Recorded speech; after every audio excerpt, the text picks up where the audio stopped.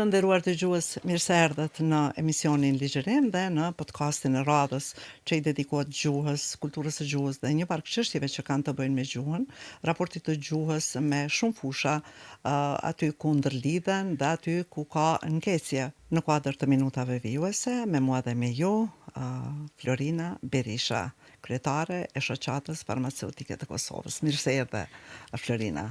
Faleminderit për ftesën, mirë se u gjej. Jam shumë e nderuar sot që je pjesë e këtyre minutave për të ndarë disa çështje që nganjëherë kujtojmë që i dim deri në një farmase edhe i shohim, po për të shtjelluar pak në një version më të ngushtë. Edhe pse emisioni ynë ka të bëjë me gjuhën dhe shpesh herë kur kemi mysafirë të fushave të ndryshme, hasim në atë dilemën se nga të fillojmë ku hyn gjuha këtu tek fushat përkatëse, po gjithnjë ka diçka shumë për të thënë, paktën kur e zhvillojmë bisedën dhe kur ndahemi nga këtu, dalim me shumë gjëra të reja për neve këtu, por edhe për ata dëgjuesit që na dëgjojnë.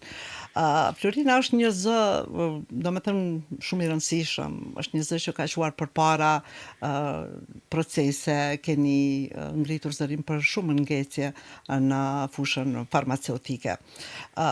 Pyetja ime parë do të ishte thelbësore.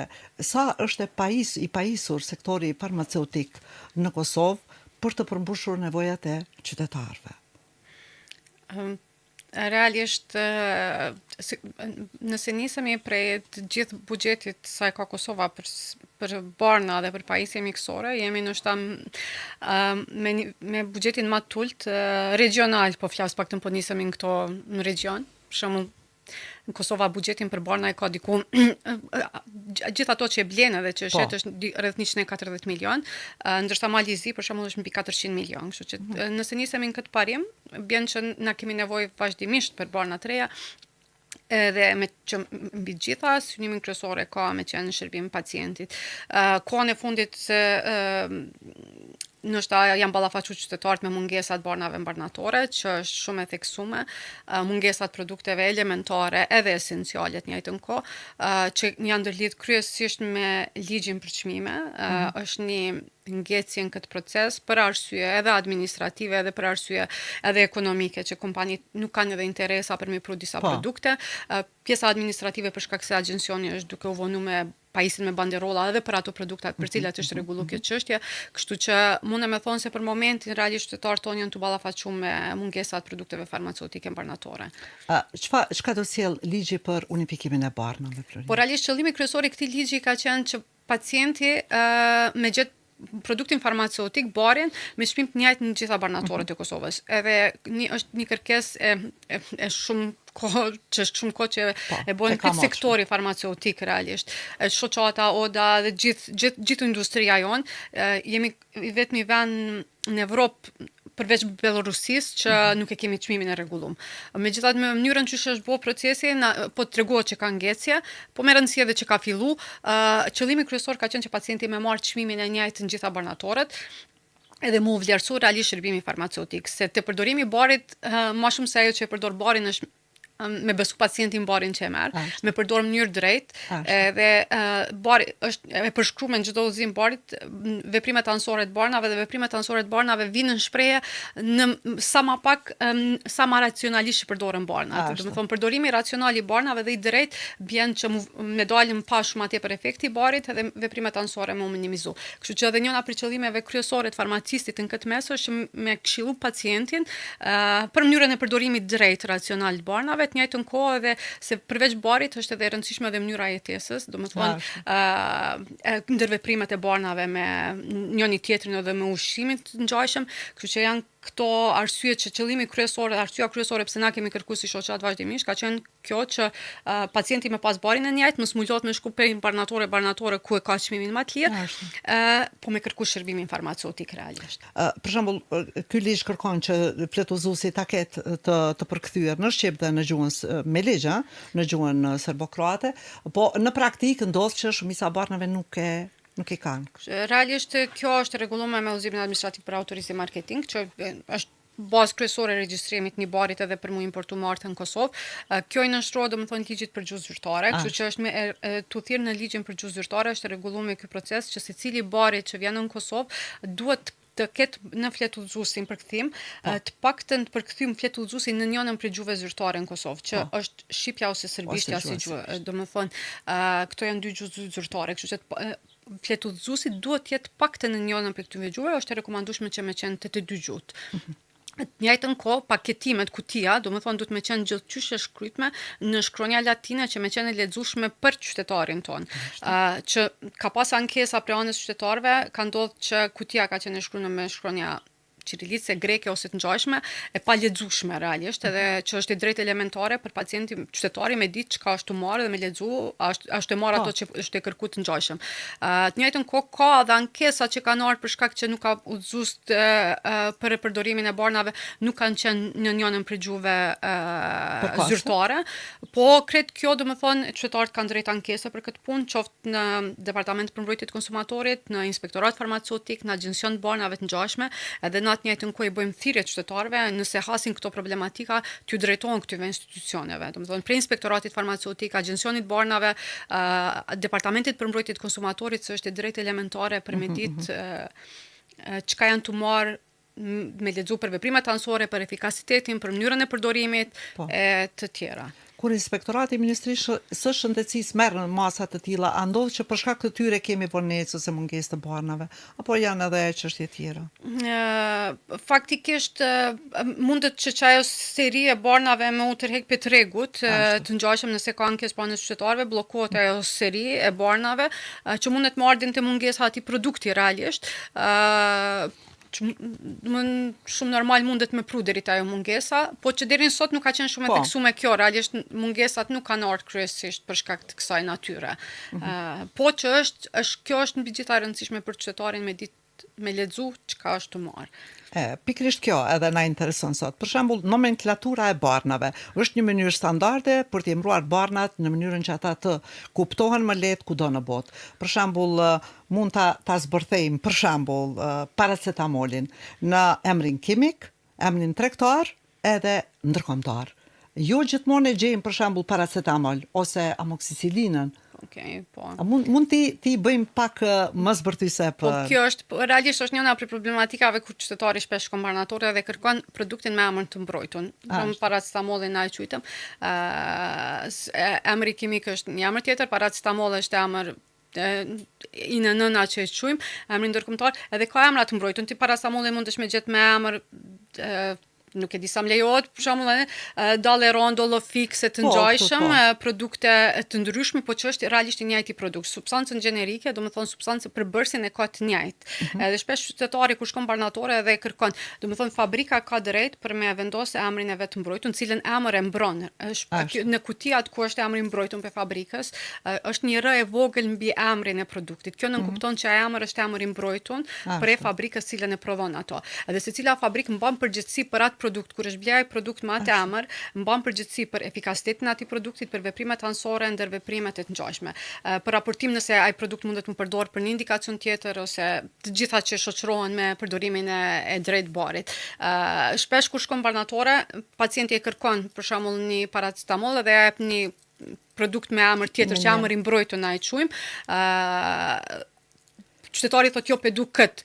Farmacisti mundohet me i tregu që është e njëjta vetëm emri, domethënë dallimi është kjo, si nisoj po nisem në vitaminën C, e gjen si vitamin C, e gjen të ndryshëm, po është substanca aktive është e njëjta, kështu që nisoj me amoksicilinën që përmendet, të ngjashëm që amoksicilina nuk ishte asnjë Florina përpara emri gjenerik. Po emri gjenerik, po realisht emri gjenerik nuk munden me ditë qytetari vet. Domethënë është në përgjithësinë e mjekut edhe farmacistit. Qytetari nëse ka të përshkruar se na edhe me ligjin për përshkrimin e barnave, realisht ligji për shëndetësi parashet që produktet mund shkruhet në emër gjenerik. Nëse produkti ka një substancë aktive, që kjo është substanca aktive te paracetamoli, për shembull, acetaminofeni, është emri gjenerik i produktit, është edhe vështirë për mua shkruajt edhe vështirë për mua marrë mend, po çdo qoftë nëse produkti ka vetëm një substancë, shkruhet emri i gjenerik. Nëse ka më shumë se një substancë, është problematik mu shkruajt 2-3 substanca, shkruhet me emrin e mbrojtun. Kjo është emri i mbrojtun që ka fabrika. Për shembull, tek ko amoksiklavi, po nisëm se një fasi molekula amoksicilin plus acid klavulanik që janë dy përbërës, kis e gjen në treg si amoksiklav, si koamoksiklav, si klamox, klavunat, ki emra të ndryshme, augmentina që është shpiksi i këtij produkti. A krijon kjo huti pak? Po kallëzon huti, edhe po realisht emri mbrojtun i produktit është shumë i rëndësishëm. Kompanitë për cilën paguajnë edhe e mbrojnë atë produkt, edhe është e rëndësishme fabrika, domethënë prodhuesi për cilin e bën. Po mbi të gjitha, në situata caktuar, nëse një produkt është i regjistruar në Kosovë, domethënë përgjegjësia për efikasitetin e për veprimet anësore të atij produkti mbetet te agjensioni, te kompania bazë. Farmacisti në momentin që nuk e ka atë produkt, nëse ofron një tjetër që është molekule njëjtë, nuk bën shkelje profesionale, vetëm se i ndihmon pacientit për me pas zgjedhjen e vet.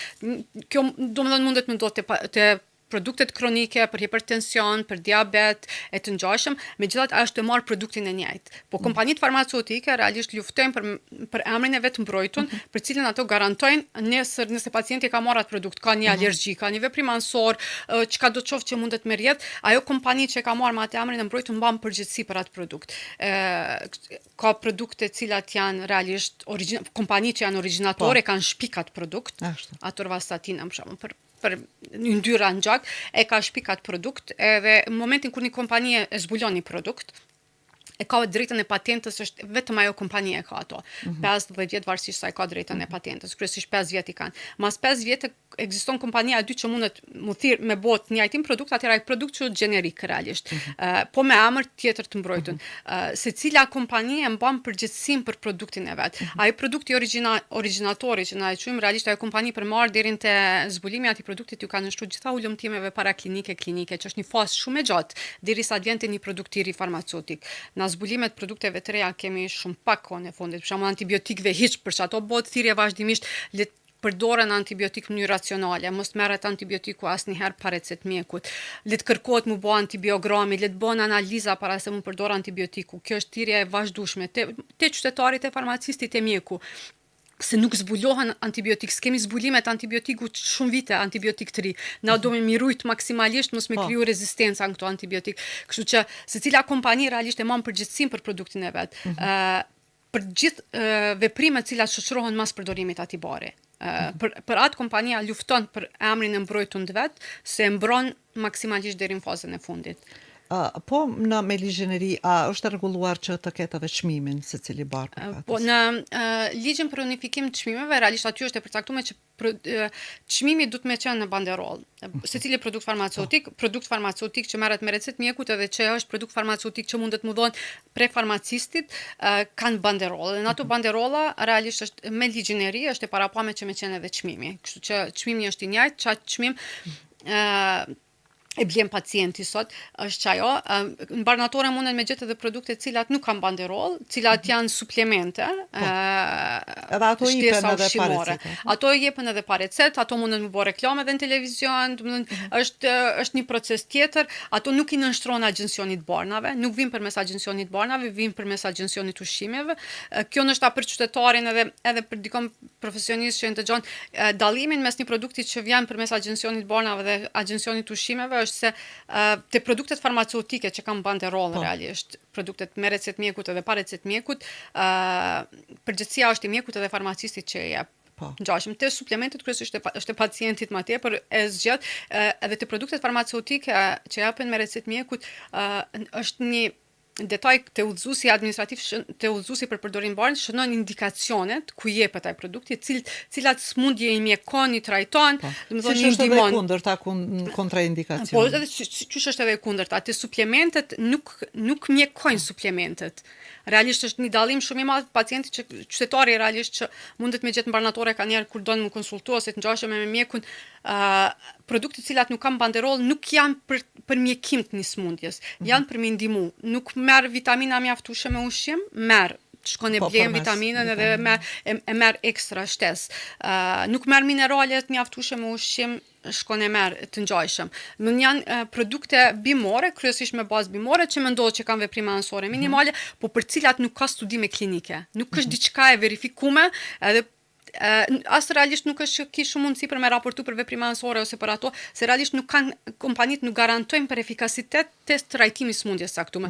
Ato thjesht janë ndihmues për një përmirësim të kualitetit jetës tonë, po nuk mjekojnë. Kështu që bari që merret me përshkrim të mjekut, edhe ai pa përshkrim të mjekut që është në përgjithësinë e farmacistit për me vonë, ato kanë indikacione edhe janë të rekomandueshme ku jepet edhe çka. Për shembull, ibuprofeni, substancë për dhimbje, doza 200 dhe 400 mg janë si OTC produkte që janë komplet në përgjithësinë e farmacistit mu dhonë pa recetë. Doza 600 mg është si produkt farmaceutik që duhet mu përshkruar anës mjekut. Ka dallime që vijnë edhe prej dozës, po të tri dozat kanë banderol.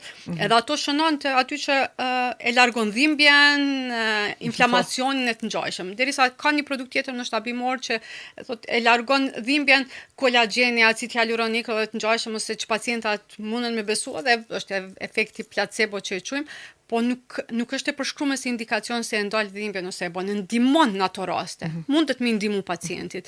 Që është shumë e rëndësishme kanjëherë kur bisedohet edhe kur ti drejtohesh farmacistit për këto. Florina, terminologjia e fushës farmaceutike në Shqip, duke që është pak e varfër, për shembull, kur pinim kafe diskutuam që barnatoret quhen ende qarkullues me pakic, siç janë depo qarkullues me shumicë. Në kur themi qarkullues, mund të na dalë çdo lloj produkti që hahet ose që kryen ndonjë nevojë tjetër. Mendon që duhet të ekzistojë një fjalor përkatës për të vënë terminologjinë e gjërave përkatëse, sidomos për shembull barnatoria. Të mos u qarkullues. Qarkullues mund të jetë edhe realisht kjo është një kërkesë e vazhdueshme e shoqatës farmaceutike të Kosovës mu rregullu çështën start se statuti i barnatorëve realisht është pak i qartë te na edhe në çat formë edhe trajtohet, është kërkesë e vazhdueshme. Ligji për pajisje produkte medicinale është plotësim ndryshim që shumë vite dhe asnjëherë nuk fazën finale nuk ka ardhur shumë vjet, po presim ndoshta këtë vit bëhet diçka ku mu rregullu kjo se me faktin se quhet qarkullues me pakic barnatoria emrin zyrtar në Ministrinë e Tregtisë ka qarkullues me pakic. Nuk është institucion shëndetësor për atë për cilin realisht e jep shërbimin e vet. Kjo është kërkesë e vazhdueshme. Kanjëherë na kemi ra madhësimi në një emision që dhe trajton gjuhën. Në Kosovë kemi shprehjen shumë të mirë barnatore. Domethënë shprehje tipike shqipe dhe që na i dojmë shumë edhe shumë mirë e përdorim realisht. Megjithatë në ligjet sar kur kemi dashur me shtit termi barnatore ka hasën kundërshtim me ligjin për gjuhë, se duhet me qenë një emër unifikues, nuk mundet me qenë barnatore edhe në gjuhën serbe. Kështu që është dashur një emër ma unifikues, propozimi jon ka qenë me qenë farmacit paktën. Okej, një emër ndërkombëtar që të dy gjuhët përshtatet, që po presim inshallah bëhet me ligjin tjetër edhe rregullohet edhe vetë statusi barnatores si institucion shëndetësor që jep shërbime mjekësore, nuk është vetëm me shit qarkullues me pakic, se mbi të gjitha e rëndësishme është informacioni që e merr barnatore.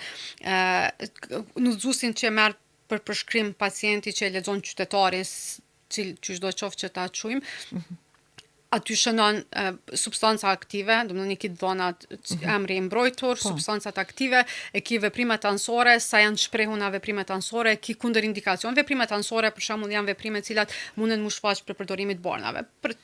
Kryesisht për shembull për produktet që përdoren për ndalimin e dhimbjeve, shpesh ka veprime anësore në lukth, që është më i shprehuni, mundet me ngacmu lukthin. Që është mirë me i tregu pacienti, me bisedu me pacientit, me bisedu farmacisti, me qytetarin, me i tregu me pi pak ma shumë ujë, ose nëse ka probleme me lukthin, me pas mas ushqimi gjysore një orë të ngjajshëm. Janë edhe kundër indikacionet, për shembull ose të përdoret në mënyrë të kujdesshme me rekomandim të mjekut edhe kundër indikacion.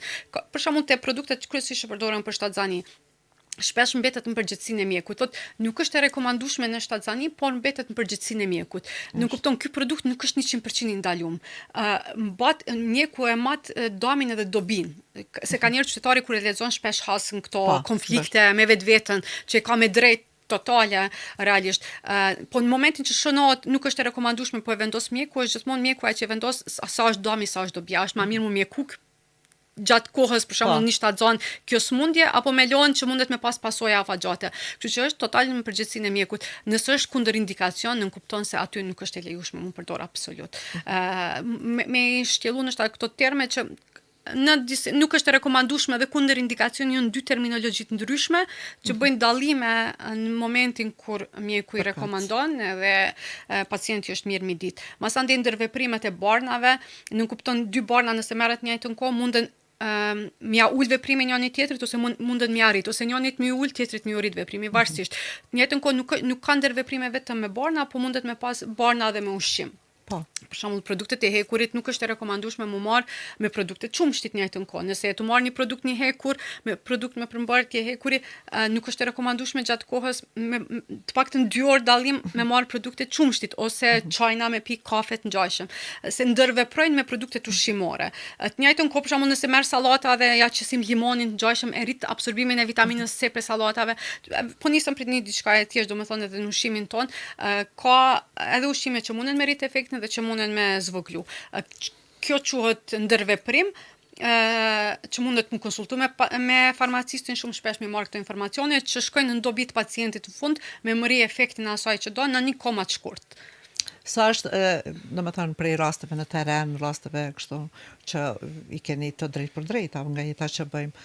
Rasti që është niveli vetëdia e qytetarit të Kosovës është në një farmase ngritur kur të shkon për të marrë barnat, kur shkon për t'i ble barnat. Unë shpesh në për barnatore shoh që konsultohen mirë dhe kanë një besim të plotë te farmacisti. Edhe kur marrin barna pa recetën e mjekut. Domethënë ka një ftohje, diskuton e përflet me farmacistin, e krijon atë besimin, jo ai farmacisti është kështu dhe mendoj që edhe farmacistët në nivel të Kosovës janë gjenerat e re e përgatitur, po niveli qytetarëve për ta kriju këtë besim edhe sa farmacisti i detyrohet qytetarit që t'i shpjegoj për X produktin që ai e kërkon. Po realisht është detyrë primare farmacistit për me shpjegu po nisëm qysh në fakultet kur kemi qenë mjeku i lejohet gabimi. Mjeku lejohet me shkruajt emrin e produktit gabimi, me përshkruaj 2 produkte të cilat munden me ndërvepru njëri me tjetrin, që janë dozu gabimisht.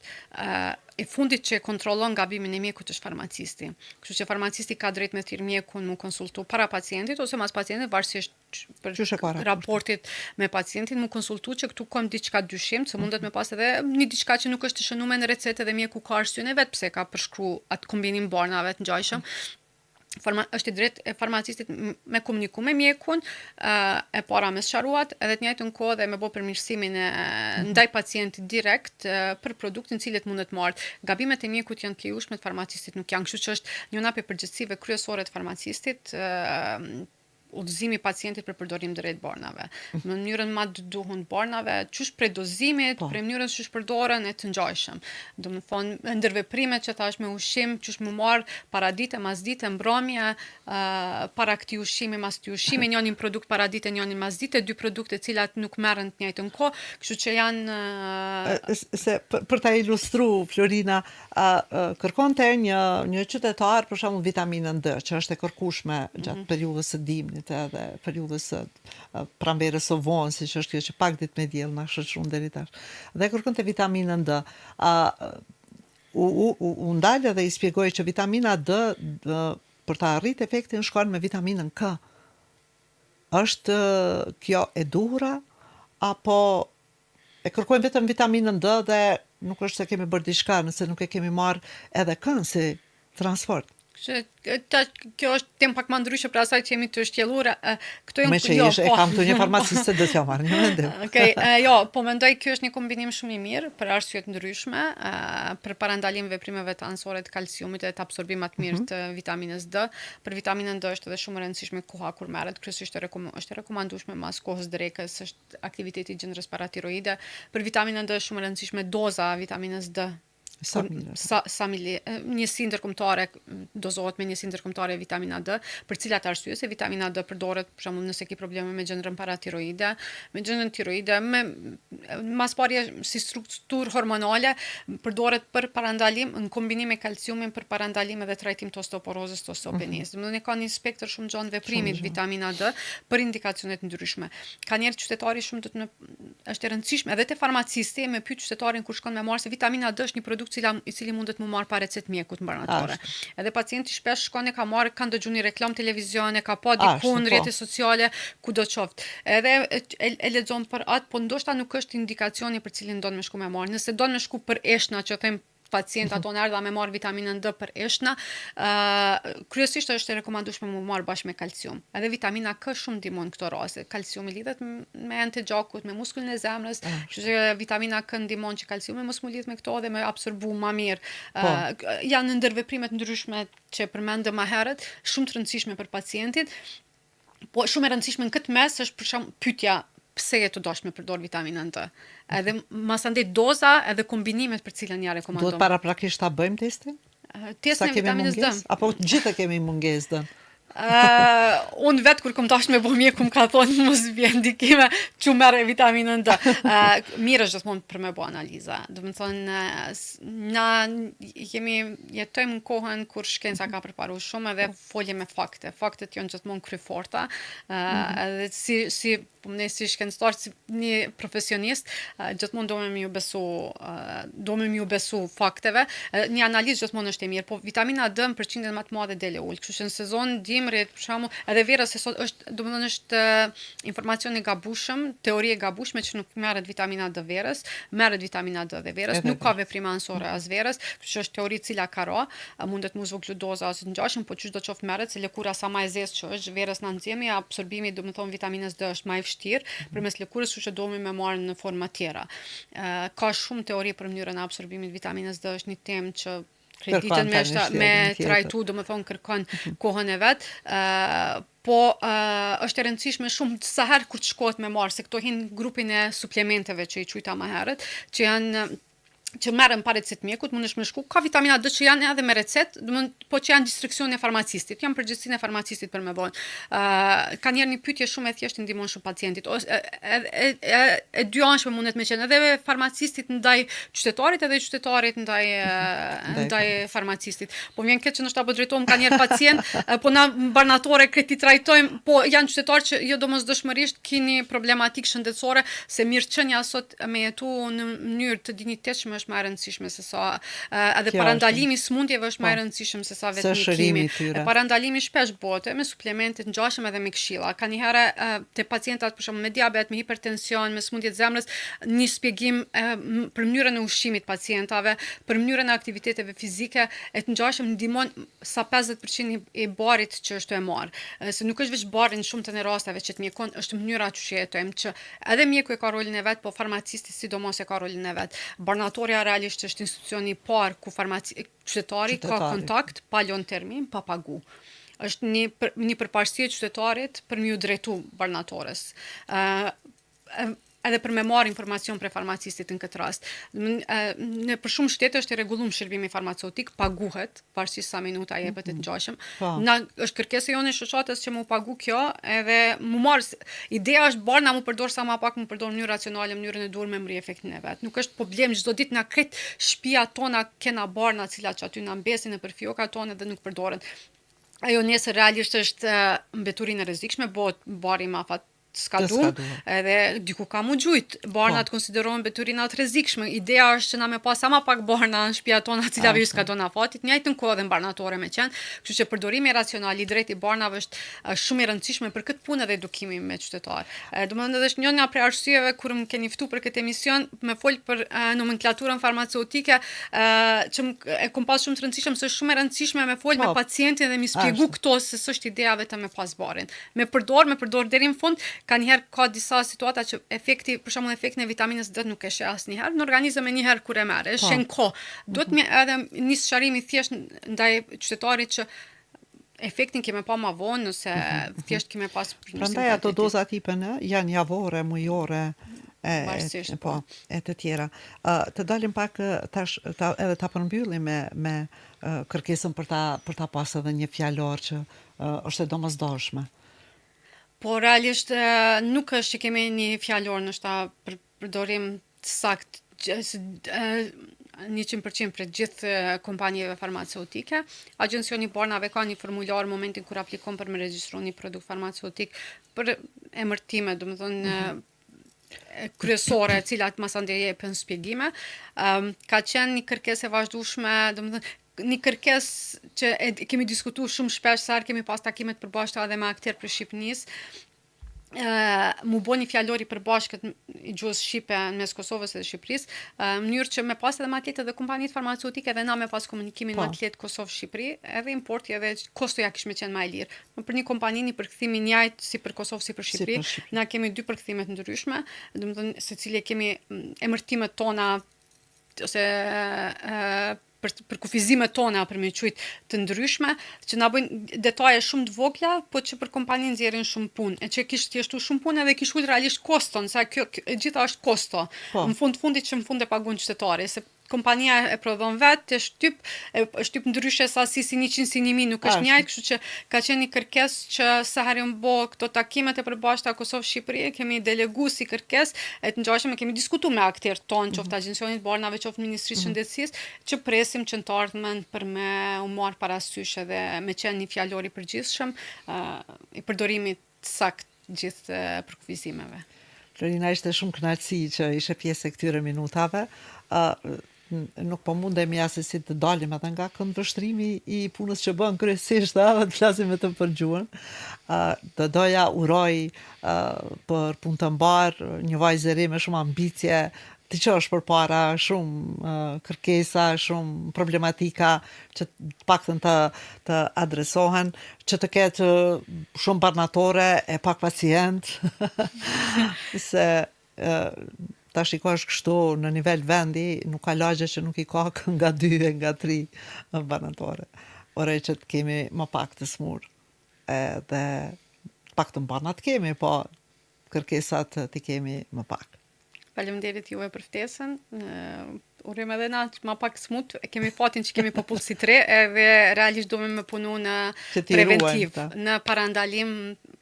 Është shumë e rëndësishme faza parandalimit në këtë kohë, kështu që gjithmonë jena në kohë për me fillu parandalimet. Suksese, Florina. Faleminderit.